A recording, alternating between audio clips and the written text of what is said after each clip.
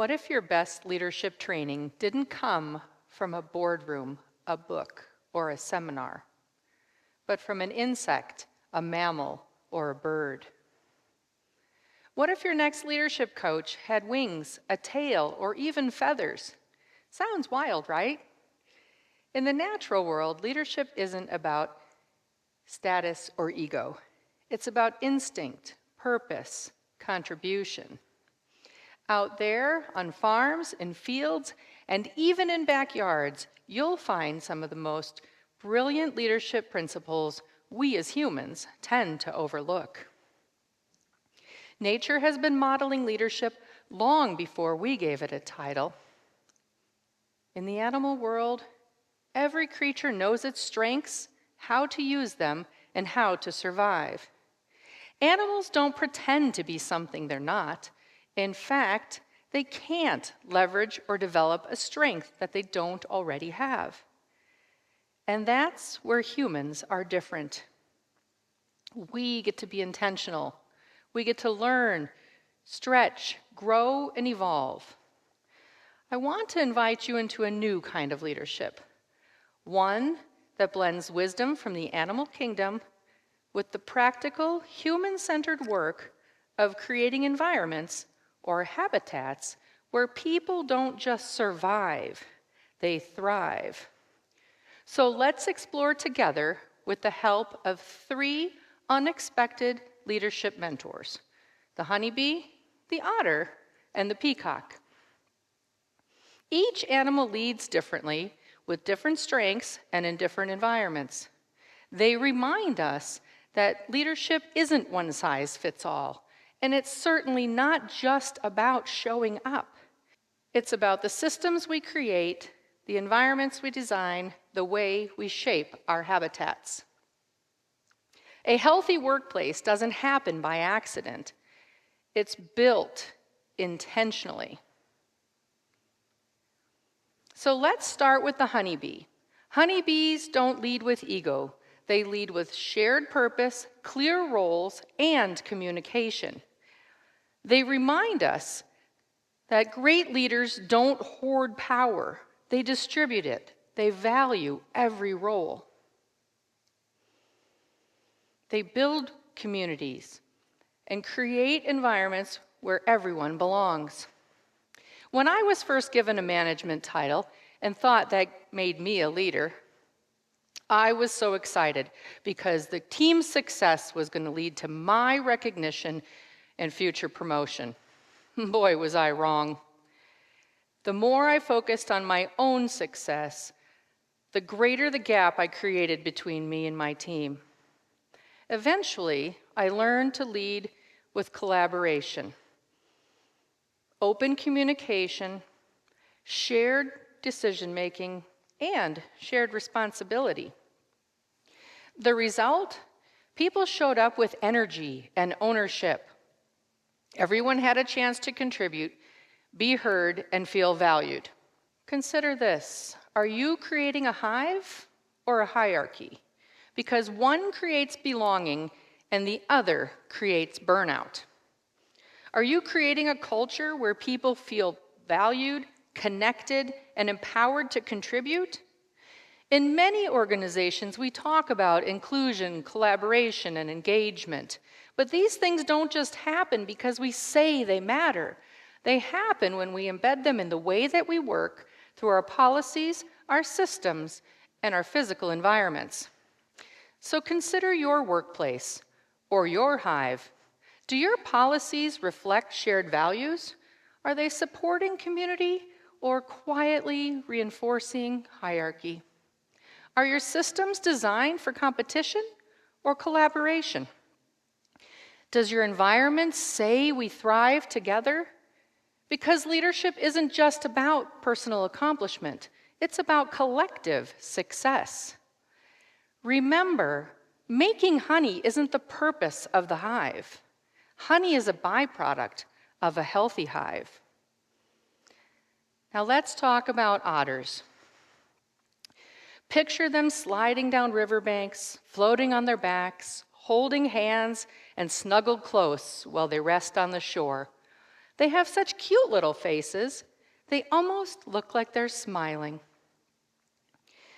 Otters don't take everything seriously all the time. They remind us that leadership can be playful. Now imagine if our workplaces felt more like that. Not a chaotic, the wheels are off kind of playful, but an environment that is energizing, enjoyable, and dare I say it, fun. Because connection and playfulness don't just make people happy, they drive engagement and retention. How it feels to be at work matters. When was the last time someone asked you, what can we do to make our jobs more enjoyable? Better yet, if you're the leader, when was the last time you asked that question? Fun doesn't mean ignoring the work. It means enjoying what you do so much you're excited to do it and give your best. If you're looking for a way to motivate your team, try injecting some organized, work-appropriate fun. It builds connection, creates energy, and makes people want to show up. Otters also show us something deeper. They are loyal and fiercely protective. If someone threatens their family unit, they bare their teeth, they growl, they even bite, defending one another fiercely. And just like the otter, when human leaders are placed in situations where they need to defend their teams, they need to be fiercely loyal as well. If you watch the family of otters, it's not just one or two of them that stand up for the others. They all do it. And this reminds us that loyalty is a two-way street. We can't just expect loyalty from our teams. We have to show loyalty to them as well. Standing behind decisions, supporting one another, and even outwardly defending a decision or an act that may have been misunderstood or unpopular. Too often, workplaces reward burnout instead of balance. Employees skip lunch to look committed, run from meeting to meeting, continuously add to the to-do list, resulting in extra hours just to keep up. And exhaustion is worn like a badge of honor. And this becomes expected behavior. This isn't balance, this is burnout. It's not loyalty, it's neglect. Real leadership, like the otter, balances play with purpose, builds connection, and protects the energy of the whole team. Otters remind us that leadership isn't just about results. It's about bringing joy to those you lead, caring about how it feels to be at work, and demonstrating the fierce loyalty that makes people feel supported enough to thrive. So ask yourself, are you creating a workplace that encourages play and connection? Are you showing loyalty to your team and not just pushing them harder? Let's talk about the peacock.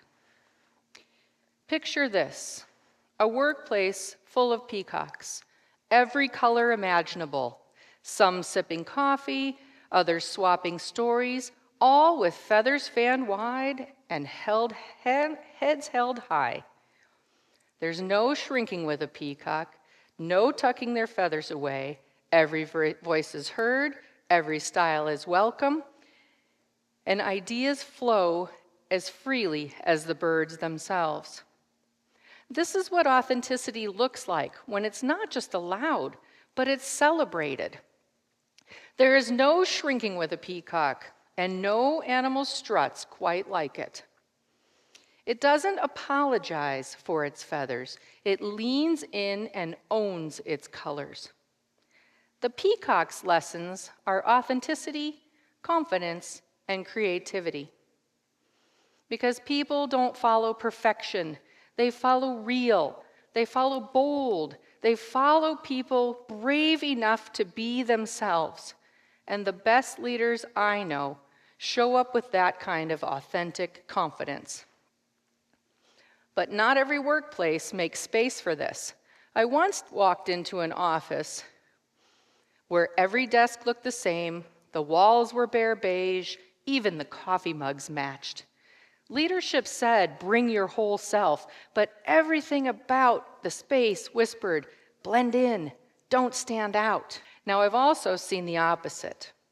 An office that felt like a garden full of peacocks. Ideas moving freely, creativity expanding beyond the expected, colorful art on the wall, a wellness room for quiet recharging, common areas for connection and creativity. This isn't just design, it's dignity. It told people you belong, your voice matters, bring your colors and strut. Because a workplace built for peacocks will always outshine one built for pigeons.